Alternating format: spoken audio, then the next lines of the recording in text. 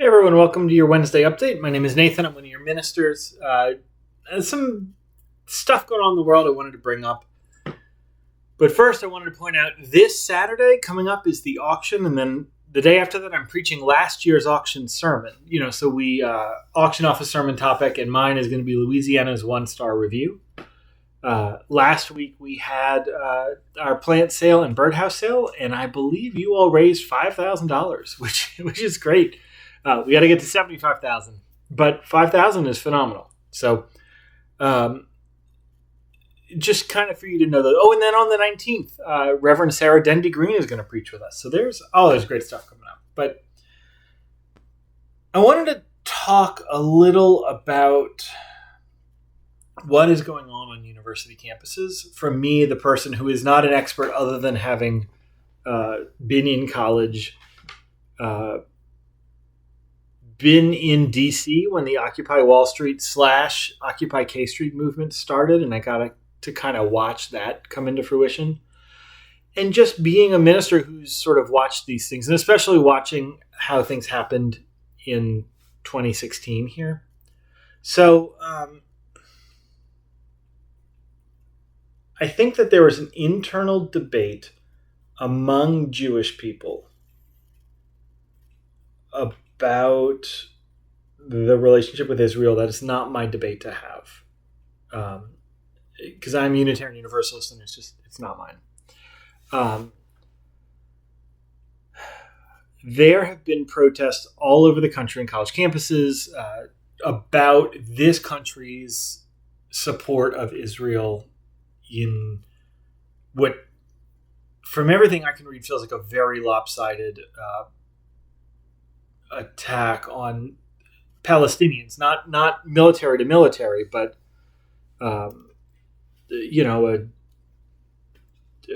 just blocking of access to medical care and food and just some awful stuff. So, when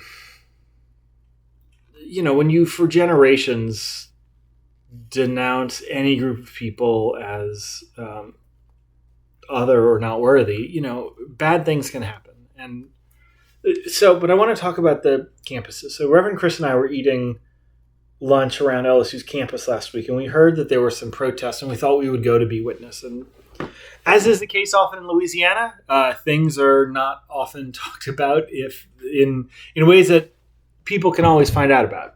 So we couldn't find the protest. Later, I looked in the paper, and the protest was there. And to the best that I could see, there were about an equal number of protesters and counter-protesters. And the protesters seemed to be basically wanting LSU to divest any financial interest from Israel and being generally upset about tremendous violence towards people. So what I also understand is there were counter-protesters showing up. And what I could see is the protesters were a variety of folks. Like, I don't know anything about them. I'm presuming they're progressive, but that's just me taking a story and projecting it onto them. But I do know that it looked to be less men than the counter-protesters, and they looked to be much more racially diverse. The counter-protesters, I think I saw one woman and all white men.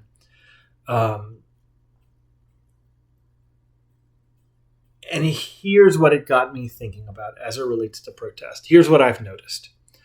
And see if this is worth applying to the protests around the country. So we're going to talk about cops and we're going to talk about protesters.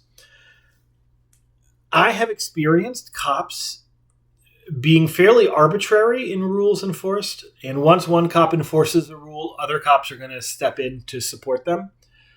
Cops are perpetually underpaid, which may mean unqualified for handling situations like this, in that if you paid $100,000 for police officers and required 4 years of training, you would be guaranteed a more skilled officer than if you pay $30,000 and offer very little training. And if often I've heard officers resentful of protesters, kind of like a roll your eyes at them thing. And so that combination of sort of resentment and lack of training and a lack of compensation for the risk of their job can result in some pretty dangerous encounters.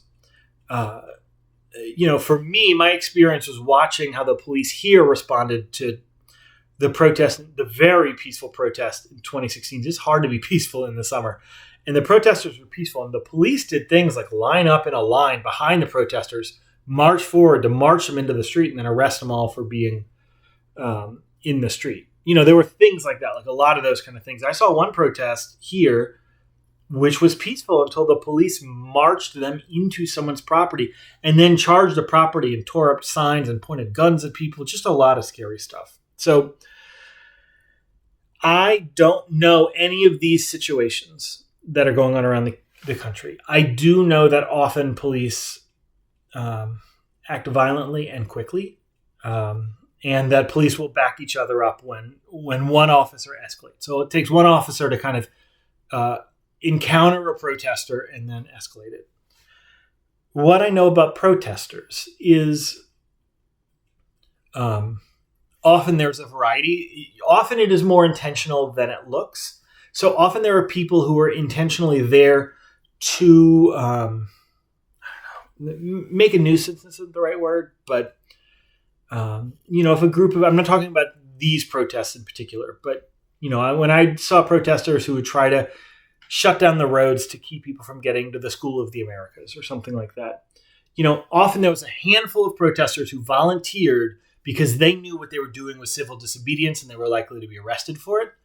And then they had protesters whose whole job it was to support them, through medical care or through food or water, or witness, to watch, to make sure there wasn't violence that happened. I don't know that that's the case here, but I've not seen protests where that's not the case. Often I've seen protesters with a very clear idea of what they're asking for. And I have not always heard that clearly articulated out to the press or to someone who is just walking by.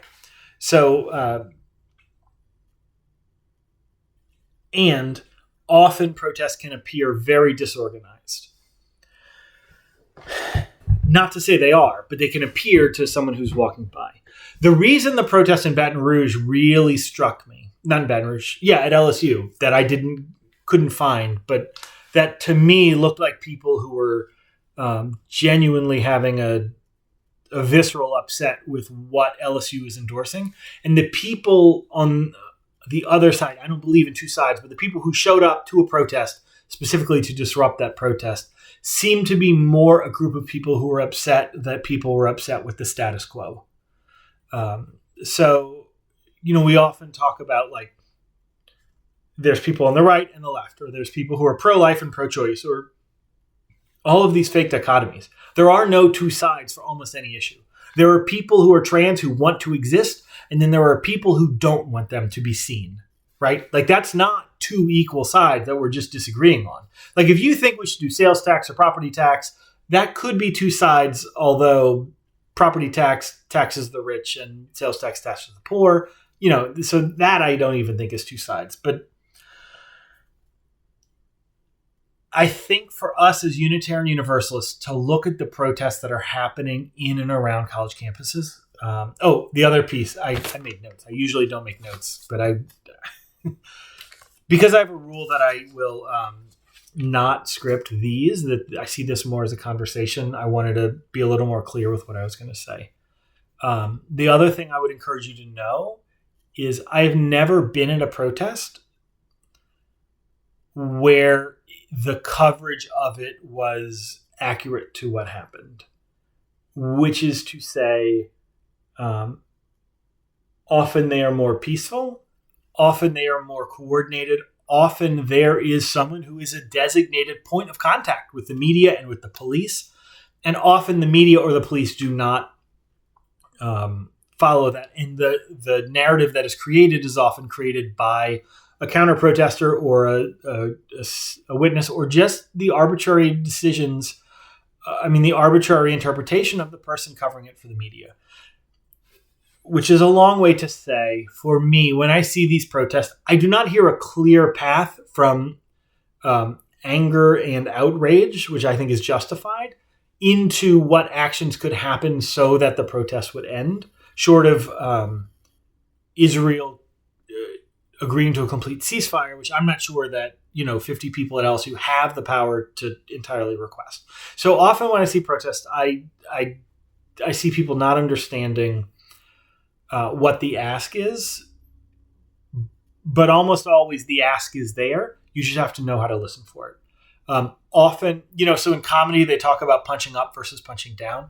So the rule within comedy is a comedian should never punch down. So should make fun of someone who is the world has been harder on than on them. But that you should always punch up. So make fun of those with power, make fun of those in positions of authority and with the power to oppress others. So it's not that everything is equal. It's there's this balance, and you should always punch up. I would encourage you, as you see these protests, to look for who is protesting up and who is protesting down. And don't necessarily believe the narrative that is out there. This is a lot to throw at you on a Wednesday. I just kind of wanted to name that I see a lot of people who are upset about the state of this world, and I understand.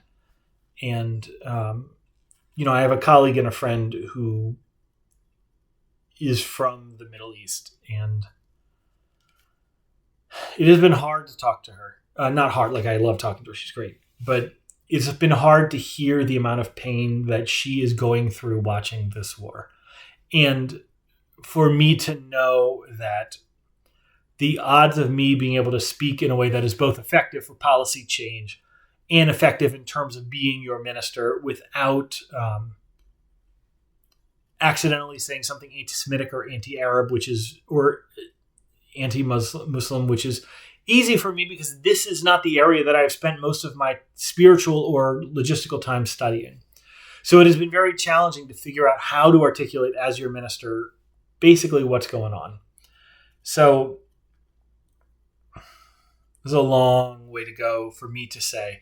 I would encourage you, as you watch what is happening on the news, to presume there's more intentionality on the side of the protesters, to presume there's probably less violence and less chaos than maybe communicated, and to presume that often that violence or chaos is instigated. And that there isn't a dichotomy, that there are multiple vantage points. So there you go. Come to the auction. Thank you for supporting the Birdhouse and Plant Sale. This is a church where we deal with the harder stuff. Please email or call me so we can have conversations about this. This is an ongoing dialogue Reverend Chris and I are having with you as a congregation. So that's it. There's your surprise Wednesday update. We'll see you on Sunday.